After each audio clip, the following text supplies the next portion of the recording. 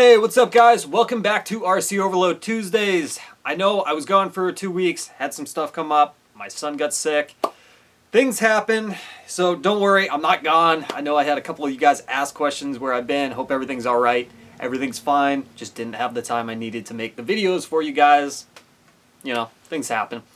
But nonetheless, we're back making some videos and I got quite a few things planned out, some awesome stuff coming up, so make sure you follow along for that.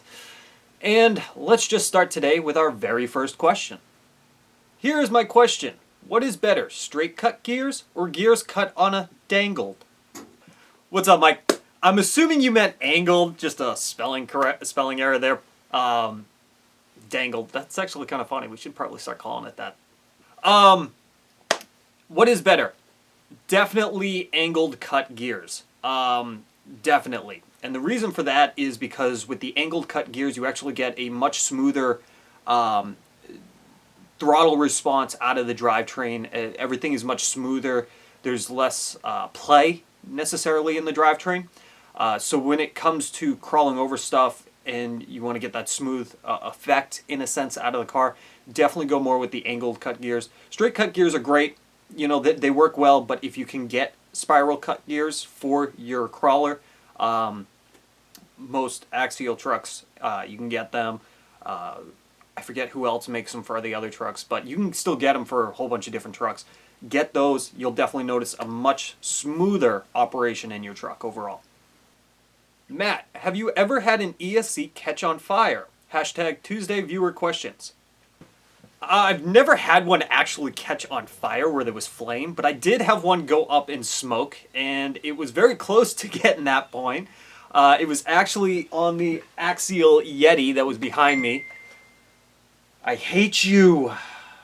Why every time?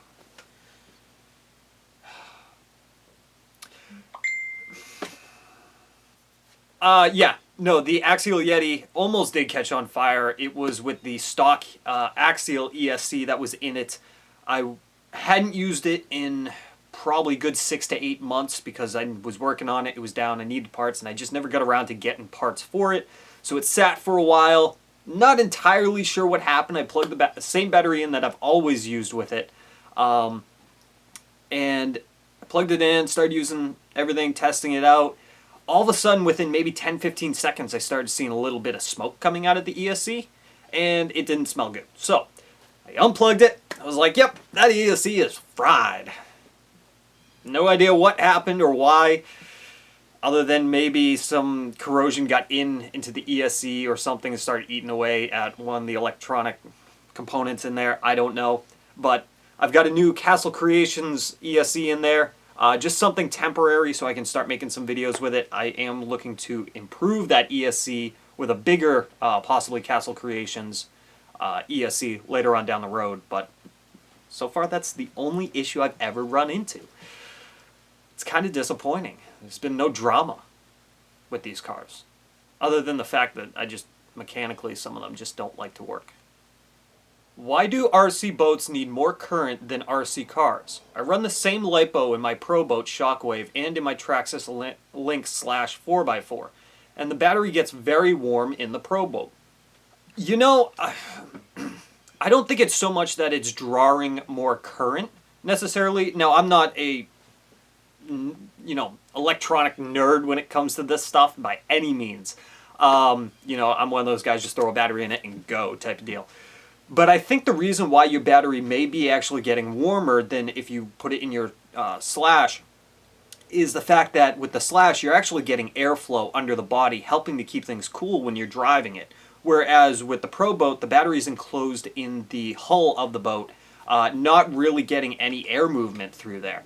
The only cooling that's going on through these boats is the water that's coming up inside, going around the motor and the ESC. The batteries themselves don't actually have any means of cooling. So even though the water itself is cool naturally around the boat, and you get the water running through all the electronic components other than the battery, there's just no air movement. So I think that could actually be what your problem is. It's not uncommon. I've heard people say the same thing. You know, my battery tends to get a little warmer in the boats. Is it normal? I've been told from people that have run boats for years and years that it is normal. It's just one of those things with boats. Wouldn't be a concern, but definitely always watch the temps. You know, get a temperature gun, make sure the temps are staying within a reasonable range. You know, and don't always just mash on it the entire ride of the battery. You know, cruise around a little bit, go a little easy on it here and there to help let things cool off a little bit. But I would definitely say that could be why. Lack of airflow. Having trouble getting Revo 3.3 to start. Bought it used, replaced the carb, plug, put all settings to factory, still won't start. Any ideas? Nitro is a very tricky setup situation. It can be very difficult to try to diagnose what's actually wrong with Nitro motors, why they won't start. You said you replaced the carb in it, you said you replaced the plug, I'm assuming the glow plug. The other thing that there's two other things that I would say to check. Now, actually, this is a great question for me to make just a video on here later on when I do get back into Nitro for you guys. It's something I've been looking into a lot lately. I just don't have any Nitro trucks right now. I'm looking into it. I'd love to get my hands on another Revo 3.3. So we may re-explore this question later on down the road for you. But a couple things to look out for. Make sure that the fuel lines that are going from the tank to the carb and from the exhaust to the tank are new. I don't care if they look new or whatnot, put some brand new ones on there. They're cheap. This way you know that you're going to get a tight seal around the fittings on the gas tank, the carb, and on the exhaust to make sure that there's no air coming through it. Also, these hoses can occasionally, and it's happened to me, get in pinhole leaks. It can just happen from normal bashing. Rocks get in there, just seem to puncture a little tiny hole in it. Now you got an air leak. Now the car doesn't want to run or tune right. Just go and replace the fuel lines, okay? This is just a good thing to do. I replace my fuel lines in my trucks every 6 months to at least once a year, depending on how often I run them and how often they're sitting and so forth, the maintenance in it. But the other thing to look out for is to check the compression of the motor. You actually might have a bad motor. It's not uncommon with used cars. That's the reason why most people get rid of Nitros to begin with. That just won't run. So here goes. It ran the last time that I used it. Okay, buddy. And the way to check for compression, a basic way, other than putting a compression tester on the motor itself, is if you take the flywheel underneath, the big round disc on the outside of the motor, and if you spin it by hand, if it spins pretty freely, like you can actually get that thing to spin no problem, you have no compression. It should spin freely to a point and then get difficult, and at that point is when the piston is on top dead center, creating that compression. You want to do this with the glow plug in. So when it's creating compression, it's going to be really tight, or at least when the piston's getting near the top, it's going to start getting really tight. If it's really tight in there and it's kind of difficult to turn by, you know, your finger pushing it, you might still have some decent compression in there. So that's what I would do. If it feels easy to move throughout the whole range of the motion of the piston, good chance that your piston and sleeve are worn out. You need to get a new one. The other thing to recheck, and I've seen this as well with Nitro motors, is you get a brand new glow plug and it's actually bad right out of the package. I've had half the glow plug ignite. I've had nothing glow inside of the glow plug. It's very possible. I usually carry anywhere between 3 to 5 glow plugs with me at any given time I go out and run my Nitro trucks. Sometimes you just have a bad tune right away and it blows the glow plug. Sometimes the glow plug's bad right out of the package. Sometimes you just end up blowing a glow plug after a tank or two. It happens.